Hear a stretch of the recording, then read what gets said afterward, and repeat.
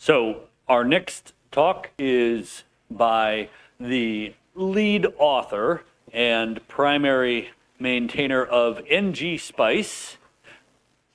I know that there are a lot of interest in how to use Spice and how to effectively maintain it. In the past couple of versions, Spice integration has accelerated and improved in KiCad, and Holger Vogt will talk to us about all of the interesting aspects of how ngspice integration with KiCad is coming along. And if we're lucky, I think that there will be some advanced tips and tricks for effectively using ngspice in your designs at home. So please give a warm welcome to Holger Vogt.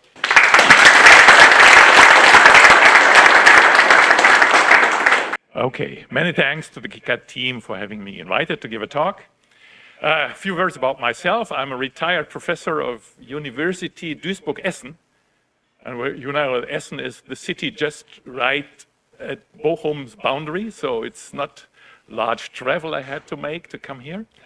That's great. Okay, I'm with ngspice for more than 20 years.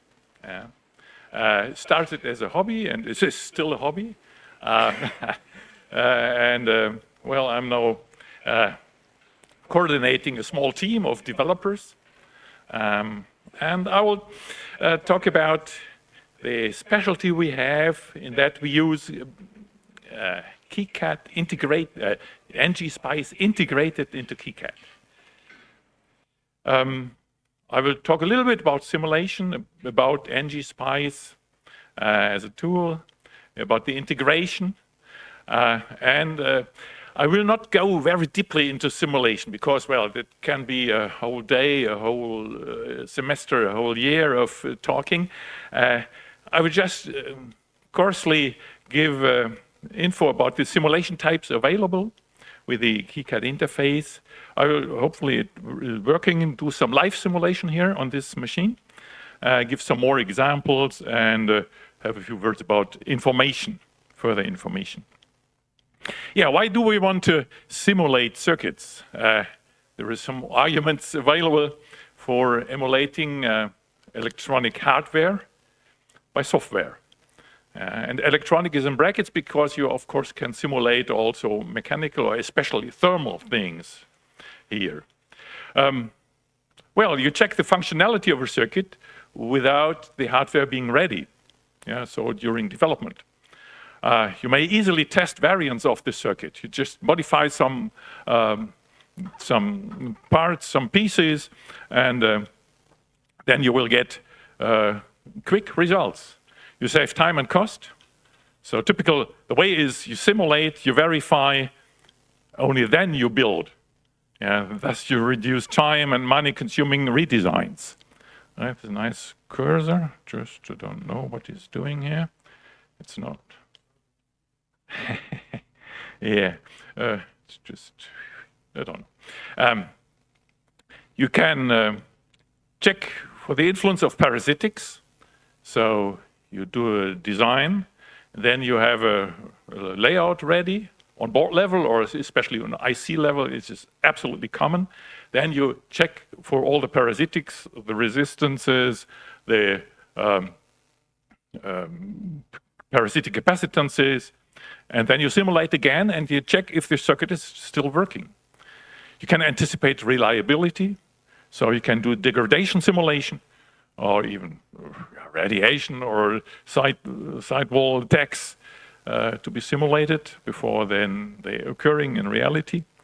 You can test entirely new concepts without too large an effort. And I think very important is also it's a vast learning experience. You look into the circuit. You can have a look at each of the nodes, what is happening there, what are the electrons and the voltages and the currents doing. And therefore we have ngspice.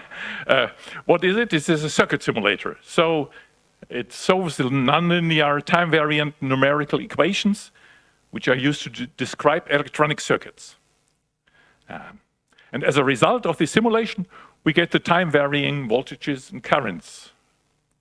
ngspice is the open source successor of the venerable SPICE 3 from Berkeley, UC Berkeley. They started developing this and they made it open source very early. And so we are benefiting from them. And it's since more than 20 years now. Two applications are there around for ngspice. It's PCB design support, and that we support KiCad. We support also commercial tools like Eagle, and even Altium has grabbed a version of ngspice and developed it further, Fritzing, Depress, and others. Well, we need to have a comfortable user interface, and you will see, unfortunately, that ngspice itself doesn't offer that, so we rely on the third party. We rely on KiCad, for example. We have to be PSpice and LTSpice, the other famous simulators, compatible, at least concerning the models. So, yeah, that's what we do. On the other hand, there is IC design support. Integrated circuit development heavily relies on simulation. And there is a new, relatively new open source activities. There is open source PDKs, these process design kits available, where semiconductor companies offer the design data, and people want to simulate, and therefore we may use ngspice. So we have a requirement of having modern device models, these tiny 3 nanometer FinFET MOS transistors, and well, we have models for that. Okay, sometimes the circuits are very large. We have 200K transistors to simulate. We should be able to do that, and we should be compatible to another SPICE variant, HSPICE. Yeah, so standard ngspice is starting with the circuit. Well, it's not really starting with the circuit, but it's starting with a netlist. Yeah, this is a description, a SPICE netlist of this circuit. You include some model data files, you have some power supplies, you have these 2 transistors, simulation command, and some control commands how to run the simulation. And the result is the output. Well, this is an inverter, so green is the input, and of course inverted in red, the slight time delay is the output. Yeah, but netlist input is becoming quickly confusing because large circuits with 200K transistors have large megabyte netlists. You would not like to do that and check that and develop with that. You need schematic entry. And of course, this schematic entry with this graphical user interface gives also better documentation. You can group and visualize your input, and you can have a look at the output.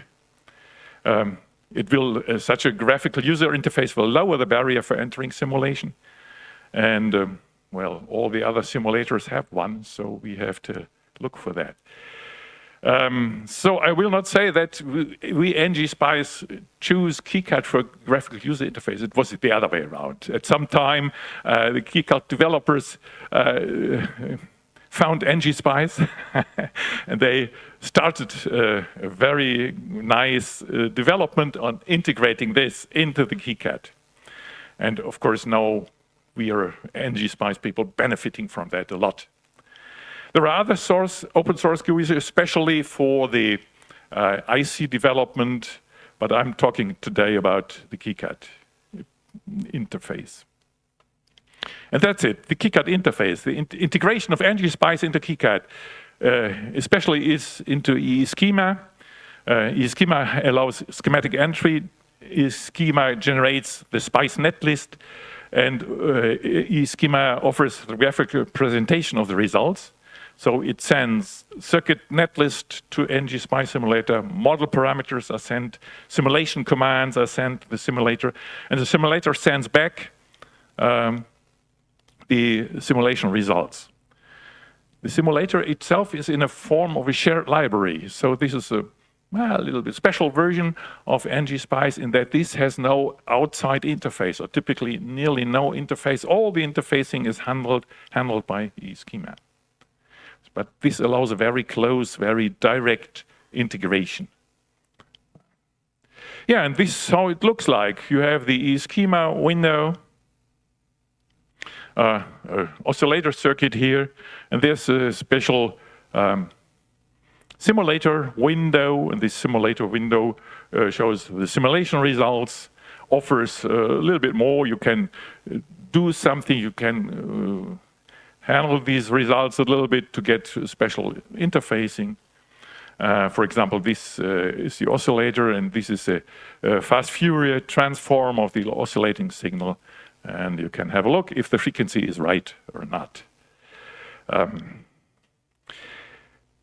Well, I will do a small example, a simple example, because, of course, we are starting with the simulation. So this is a simple circuit. Well, people doing analog design know what it is. It's a bipolar transistor, biased accordingly to be an audio amplifier.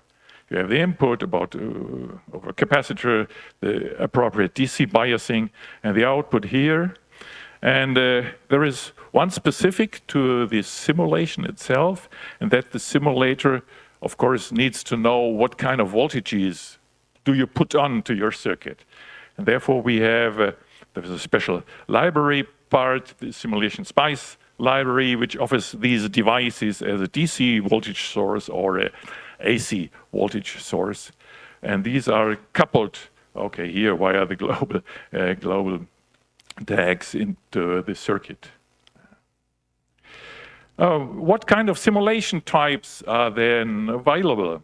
The first is the operating point simulation. What do? We do a little bit with a circuit that ngspice is doing this. It opens all capacitors, it shorts all inductors, and then it puts all the voltages onto the circuit, the voltages we have here.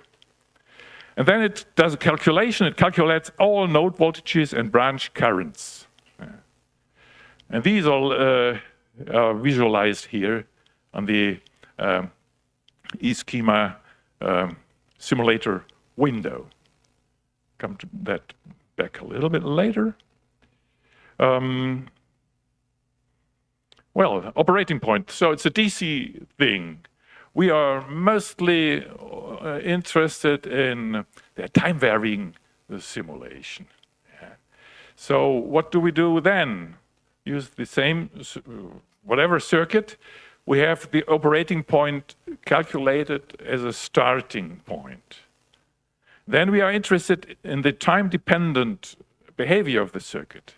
So these voltage sources we have had on our circuit are now sending their time-dependent voltages into the circuit. Well, the DC voltage is hopefully not time-dependent, but the AC, of course, is.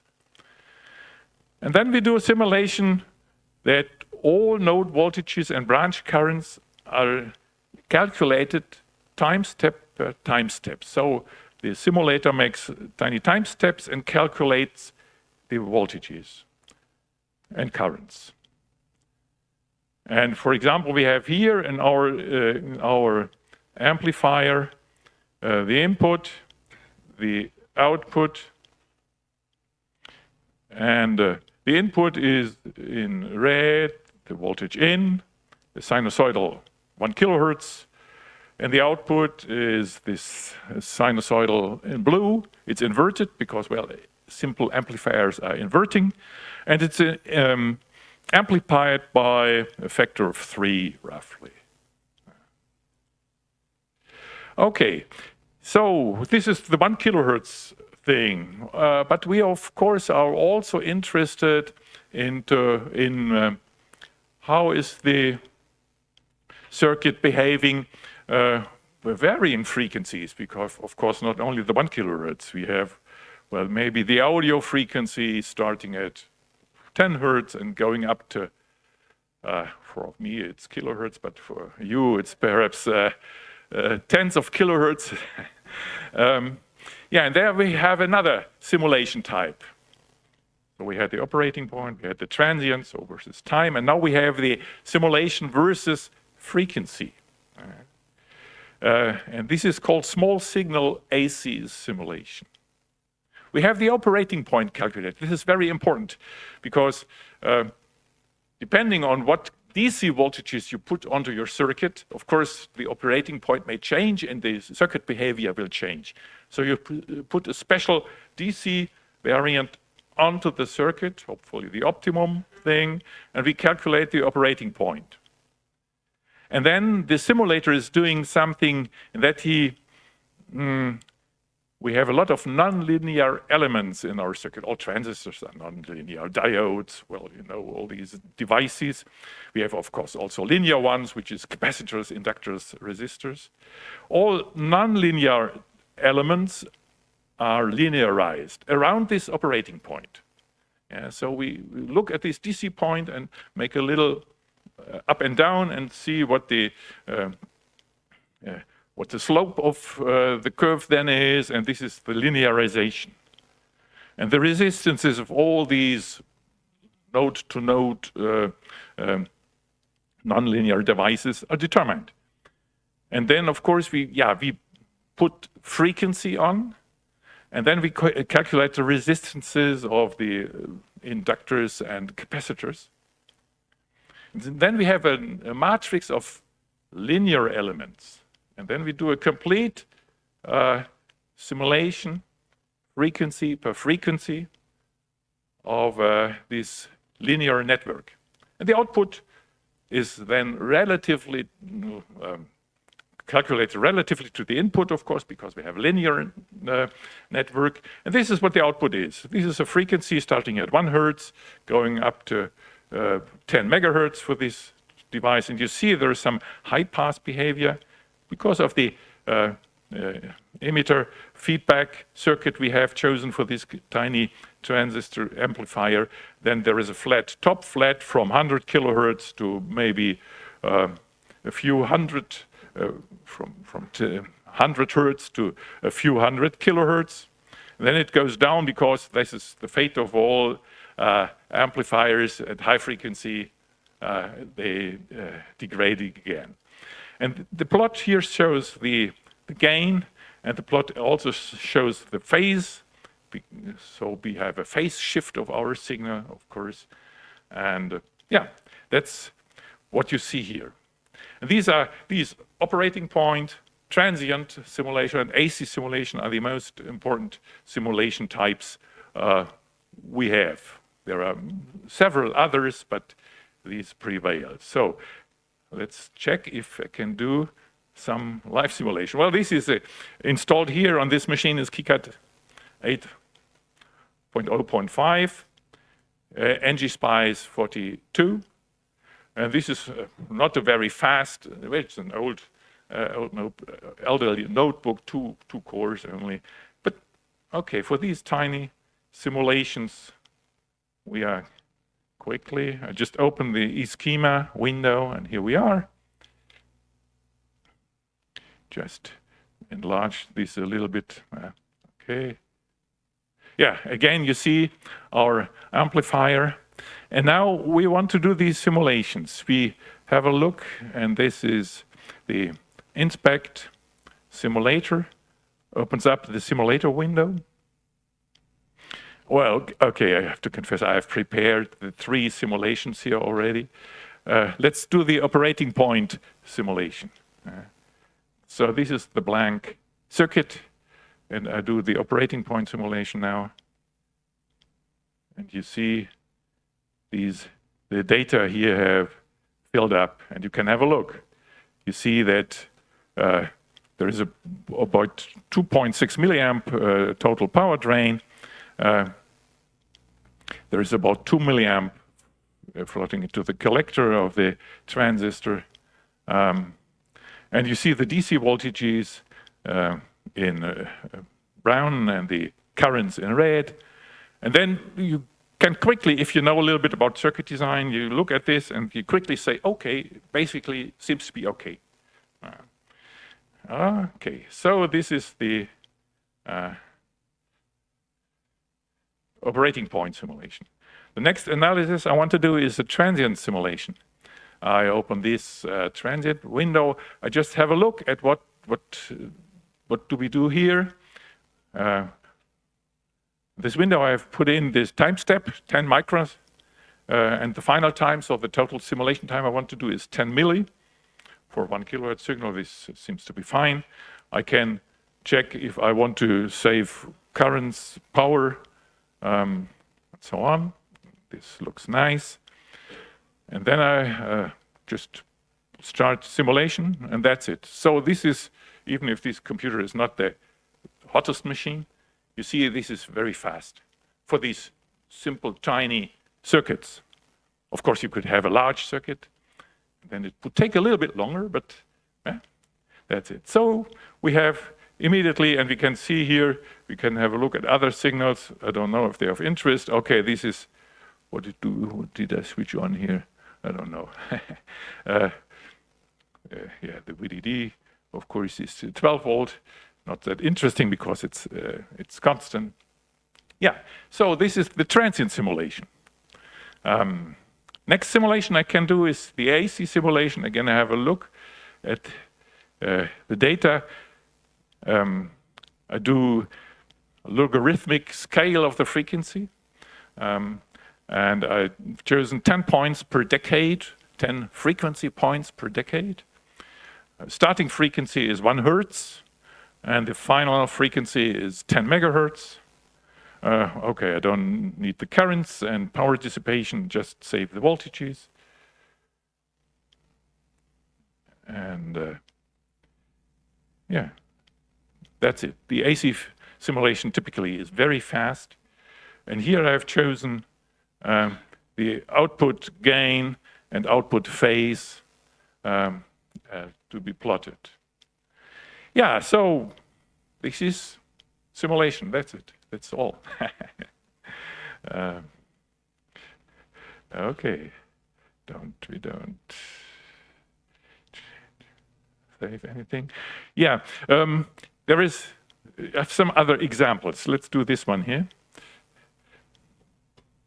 Just open eSchema again with this circuit. This is a simulation, a basic simulation of a digital power amplifier. If we look here, the power supply is plus minus 103 volt. So this is a lot.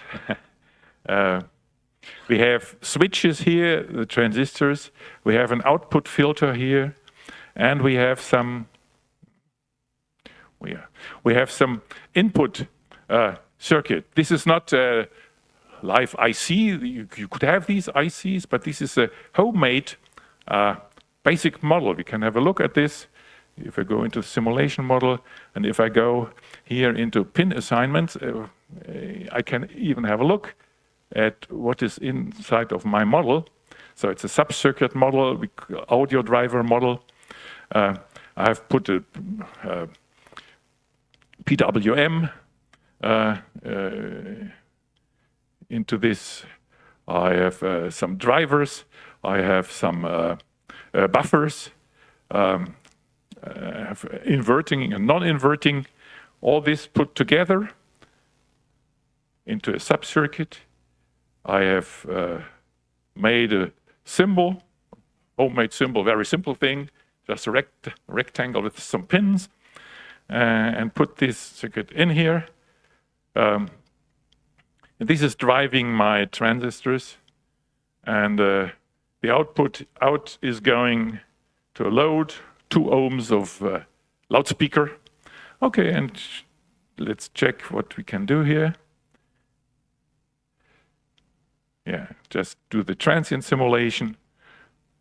And you see now the simulation is a little bit slower. You can follow it live.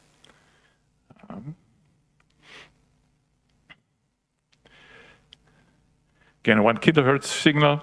The interesting thing for this circuit is I have also saved the power in the R15 in the loudspeaker. and did an RMS calculation, which is automatically possible by right-clicking onto this signal here. And you see this amplifier is delivering 2.6 kilowatt. These Class D amplifiers, digital amplifiers, are offering a relatively simple and even says cheap method of making a lot of audio noise. And the simulation of this has some advantages. Imagine that you build such a thing and then something goes wrong. What will happen? It will blow up. The simulator may blow up, but only mathematically, never real.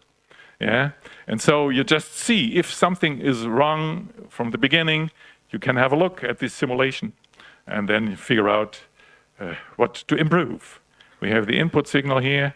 We have the output in green, and we have this power signal with double frequency, of course, because plus and minus always give the power output. And the RMS is a lot. Yeah. And then you can do the development, I will not show this here, or refinement of this circuit, putting in real devices, or you can use this just as study for the output filters, or what you could study is feedback. How can I use these signals to feed back into my amplifier, or whatever. And this can always be done relatively quickly, quasi live. You can also do some totally different simulation. Well, the most famous IC, I think, is the 555 oscillator, which in fact is an integrated circuit. And I've just drawn here the interior of this integrated circuit, MOS transistors, PMOS and NMOS, so it's a CMOS device. And they have a special width and length, which is not common for the standard off-the-shelf transistors, but for the ICs, of course. And this is what I want to build here or to show here. This is our device, and this is a circuit. And okay, you find the circuit just here. This is the circuit to run this oscillator. Okay, inspect simulator, transient simulation. We're looking at 1 micron and 2 milliseconds total simulation time. And then we start simulating. Well, and here we are. We see the oscillators, they need sometimes some time because they like to start up. And then there's a 50% duty cycle simulation. Yeah, fine here. Yeah, so much about some live simulations. We are, of course, continuously working on ngspice. We have not all of these new things are already integrated into KiCad, or sometimes we have to check if this is useful to do this. For example, we are just now working on RF simulation. We're supporting S parameters, but we will add harmonic balance simulation type in ngspice. We have more than 60 analog and digital ngspice components, and one could think of, does it make sense to make a library for these devices? We support Verilog A compact device models for these modern transistors, but also we support Verilog digital circuit blocks right now. And we have to check if it is useful to integrate this into KiCad somehow.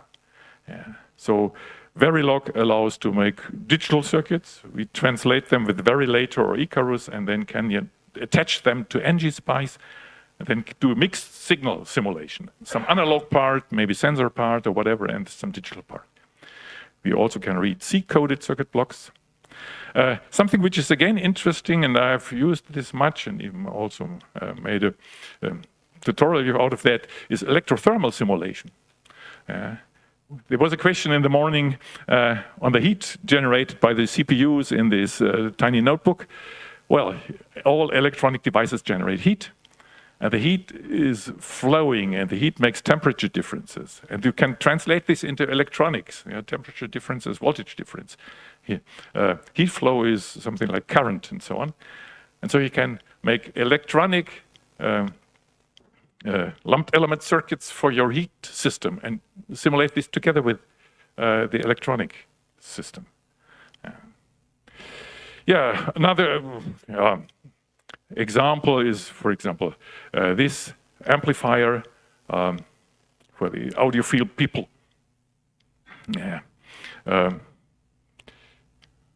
Just the results, input, output, power. We can do this mixed signal simulation, a simple mixed signal simulation using these venerable 74 devices, CMOS or whatever. Shown here is a rotary encoder. It has some analog part, which is here, because the analog part makes some delay and so serves for a clock with a specific delay determined width. And well, the output here is not plotted with the KiCad. Digital is not the main domain for now. So we use in addition GTK wave just integrated by a script into the simulation. Or we can use one of these ngspice models, up-down counter with a state machine, another simply generated symbol, input pulses, one is for up and one is for down, the other is the clock, up, down, and clock, and the output is 3 digital devices or 3 digital signals, and these are now plotted here, just added, and it counts up, and then it switches to count down. Simulated, and this simulation time here, because the digital simulation in ngspice is very fast, simulation time here is a mere 37 milliseconds. If you want to start simulating, I could recommend you my YouTube channel. I made 8 relatively simple videos. Simulation basics, for example, how to place resistors onto the schema canvas, a voltage source, and do an operating point simulation of a voltage divider. Then how to make an amplification with an op-amp, generic op-amp, which is integrated into KiCad or schema. You even don't need to look for a model, you have it already there. But if you want to do a commercial operational amplifier, you need to grab a model from outside. KiCad, ngspice, we don't deliver models without distribution because of a lot of issues, legal issues, and whatever. But of course, you can just go to the TI website, download the SPICE model of this device, and do simulation. We have this bipolar amplifier optimized. We have oscillators. We have mixed signal simulation. Just have a look and learn how to use ngspice. If you go looking for more advanced examples, well, there are in the forum, in the KiCad forum, I have 2. It's not issues. It's 2 threads with examples. For example, a DC-DC converter using a specific IC, another DC-DC converter using another specific IC, or a DC-DC converter made of basic building blocks just to learn how a thing is working. You have the switch, you have a pulse width modulator circuit, and you have the arrow amplifier, and you can just play around with these to learn. If you're as old as I am, you may be interested in simulating tubes. You can do that. Another oscillator or a specific audio amplifier, class A, drawing a mere 200 watt to deliver 20 watt of audio signal. But there are people saying this is the real thing. Okay, so what's next in ngspice? Some ideas, some plans, some actual projects. We improve the RF capability by adding harmonic balance. We support reliability and degradation simulation. And in fact, this is the first time ever since 20 years that we have got some funding for doing this from the National Research Ministry, being part of a large open source development project. People asking for a simulation of transient noise, okay, a special thing. This is something which has to be done continuously, I think. You improve the usability of the interface. There is well, some issues, some wish list issues open, and if you have the idea to have more, just place them there, and people will hopefully find some time to work on this. In ngspice, we improve the error messages. Well, the original SPICE was, yeah, you sit on the computer, you type a command, and if you do something wrong, you get immediately the feedback. Now, in the time where you run lots of scripts and lengthy simulations, this is not that useful always. Yeah? So we improve error messages, for example, telling the customer where to find the error. In which file, input file, or whatever.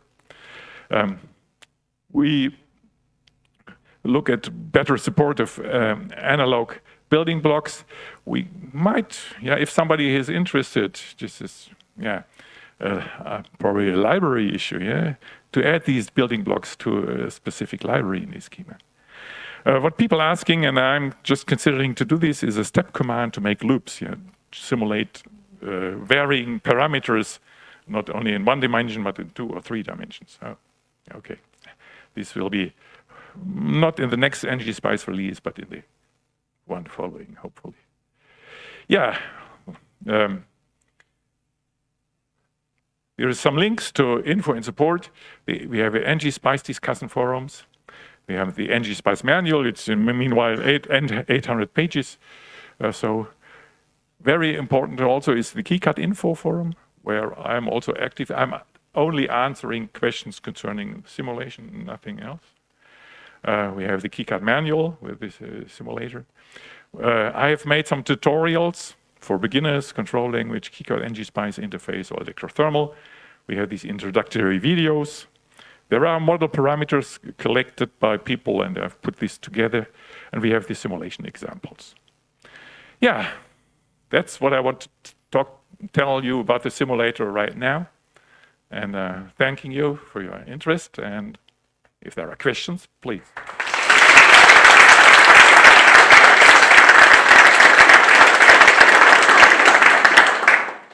Thanks. Hi.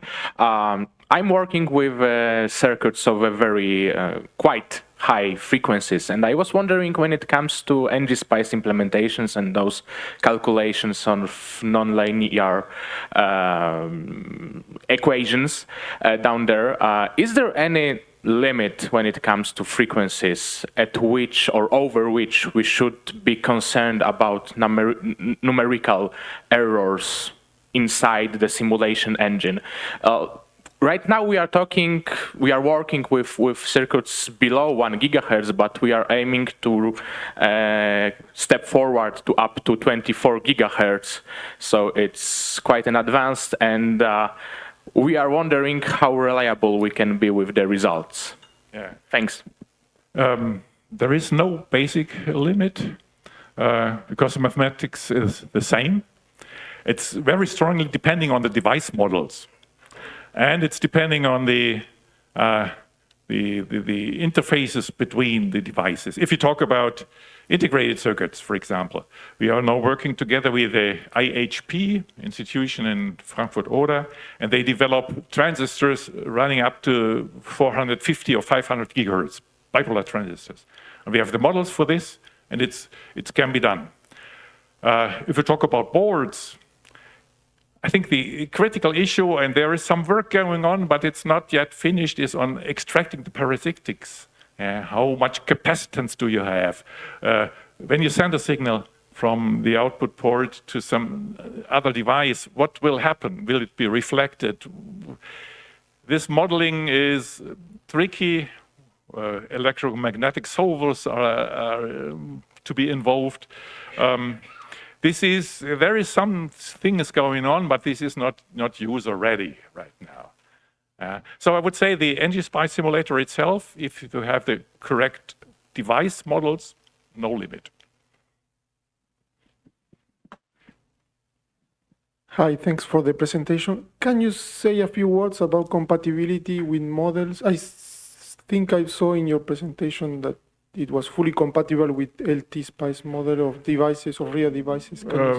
It is compatible. It is not fully compatible. Because the problem here is LT-SPICE and the others are not open source. So how to make things fully compatible is not possible. Again, the simulator kernel is the same for most of the SPICEs around in the world. The access to models is the other thing. We try to be compatible to models written for PSpice, for example. And most of these operation amplifier models and ICs offered by Texas Instruments, for example, they have a PSpice simulation model. And we have to be compatible to that. Yeah. Typically, I have to confess, sometimes people say, oh, I do a simulation and the output is nonsense and the simulator is bad. What do? I put this into LT-SPICE. And the output is the same nonsense. So probably it's not the simulator, but it's the input. Yeah. So compatibility, yes, but limited. And there is another issue which is severe because we are open source, and there is a movement by these semiconductor device makers to make encrypted device models. We cannot use them because, well, legally it's not allowed to break encryption, and we don't know how to break encryption, and I cannot care about that.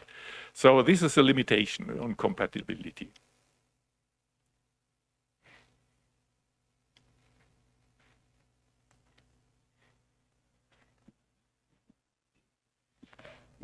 Hi, thanks for the talk. But is it possible when I try to start a design in eSchema and I want to go to a board, is it possible that I can use the same schematic, or do I need a completely separate schematic where I only need to simulate the parts I want to analyze, or can I analyze the whole schematic? Yeah, this is a little bit, this is a discussion going on in the KiCad Info Forum, for example. Several threads are about exactly that. What is the best way to simulate? There are people saying, okay, if it's a simple circuit, you may use the same layout. But of course, you have to place some additional devices like voltage sources onto the schema for simulation, but you can exclude them from board. Yeah. So, same as you could say, okay, I need some additional devices to ease simulation. I would not like to put them on board. Or I have something on board which connectors, for example, which I would not like to simulate. Then you can exclude them from simulation.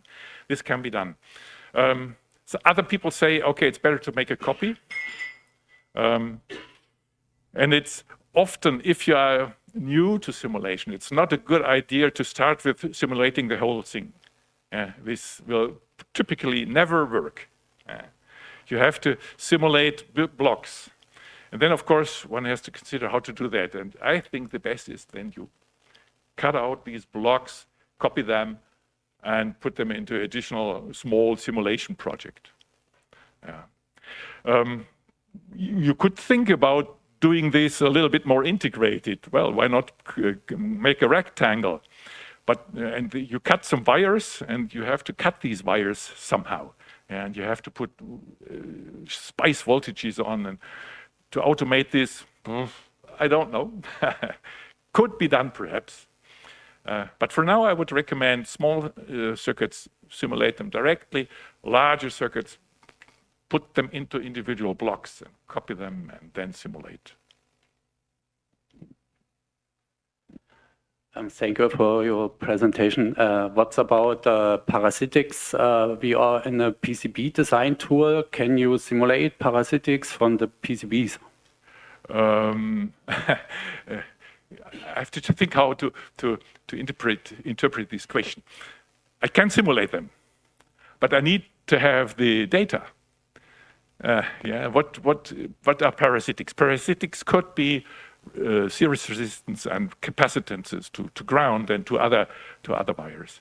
Or parasitics could be, if I really on high frequency, to say, okay, a sort of transmission line behavior.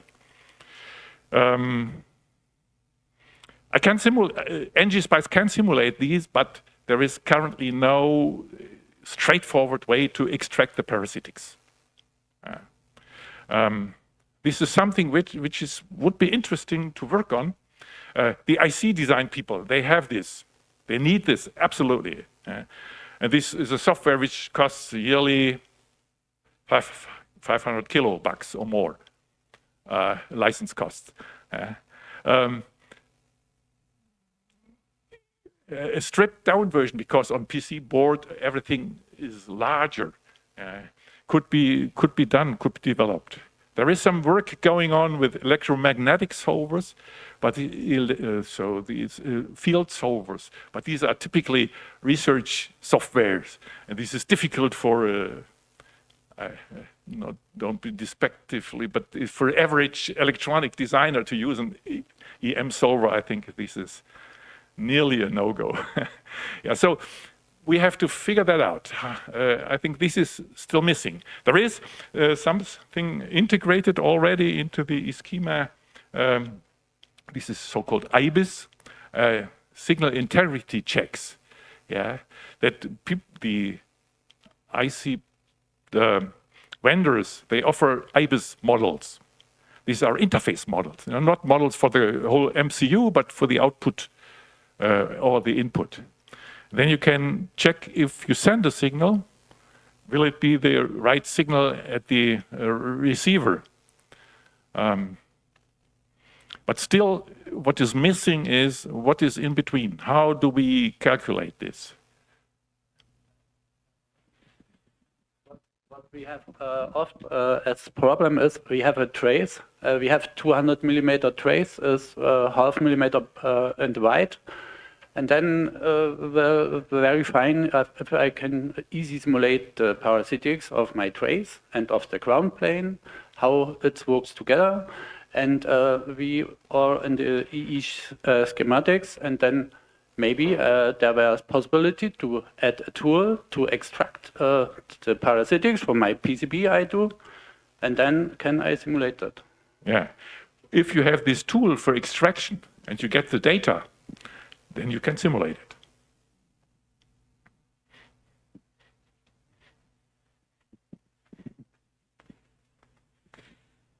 Just a mini question. I saw on your 555 timer you had like the width and the length, so you had like a common substrate process. When I want to do something like that, how would I do that, or would you say don't try it in KiCad and use one of the other options? Yeah, this is IC simulation, integrated circuit simulation. You can do that. This is the 555 is a very simple, tiny, old design. It's okay. Also did some operational amplifier, or did this venerable generator of rectangle and square, the 8038 thing. You can put these transistors together and simulate this. The simulation is absolutely not the limit, but the question is, how much sense does it make to do this in KiCad? Putting 10 or 20 or 50 transistors onto the schema canvas manually, yeah, you can do it. You can interconnect them, and then you can simulate it. No technical problem. I think it's a little bit up to you. If you like this interface, which is just for testing. KiCad is not made for IC development. So, yeah. If you like it, you can do it.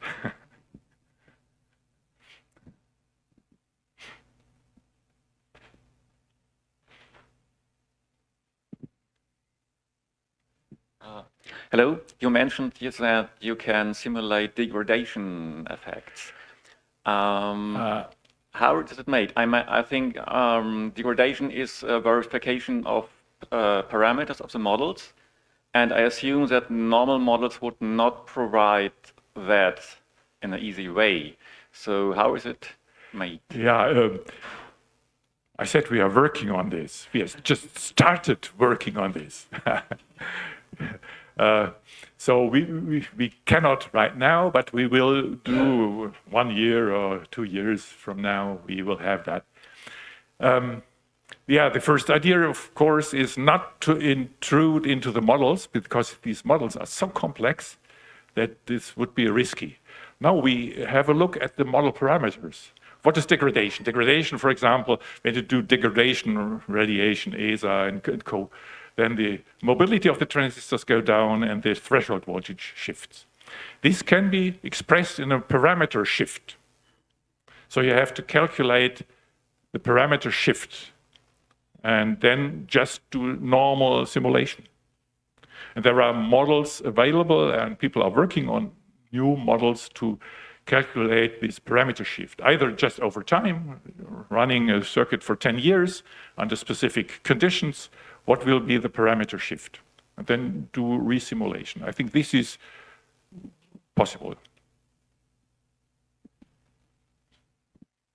Thank you very much for the talk. As it's an open source project, I'm just sort of interested, are there particular areas where where the project needs support in particular? Yes. I would be happy about the interface. The interface which I've shown is very nice. It's a good starting point, but it's still somewhat limited. Simple things like if you have a plot of the output, just to say I want to have logarithmic or linear. Currently, there is no button or no tick box to check that. This could be done. Or if you do simulation and you have several signals you are interested in, you would like to have them on top of each other. You can do it a little bit manually by adding some voltage and just so having this on a single display, but could be done better. So usability actions, improving the interface could be make things a lot better. But this would require to delve a little bit into the schema coding. Concerning ngspice, if there is something, this is my task, or the task of our development group. We do that, and we have benefited a lot from these bug reports. I think when we started, there were a lot of bug reports. ngspice crashes the whole thing. I think in the last year or so, we don't hear this anymore because we have worked on these bugs. Yeah. What else could I imagine? I think a lot of things. But the direct work on the interface, because, well, developers do, but the time is limited. And if you say, okay, I know C++ and I have some time and I will full-time interface simulator developer, you're my person. Yeah. Thank you again for the great talk. Quick question: you said in the outlook that you're focusing more on the RF high frequency simulations, basically. S parameter simulations, are they available? And if so, or if they're about to be available at some point, do we have like models for generic lines or stuff like that? What we can do right now is generating S parameters of whatever circuit. So we have to do two ports or even more than two, and then just generate the S parameters out of that. What we also can do is doing S parameter simulation on small signal. So sort of AC simulation with S parameters at the building block. Then you get lumped element circuit out of your S parameters and can simulate that. What we cannot do right now is large signal S parameters or large signal RF. And this is what harmonic balance will offer. But this takes some time, and it will take another, ask me in 2 years. Okay, thank you very much, Holger.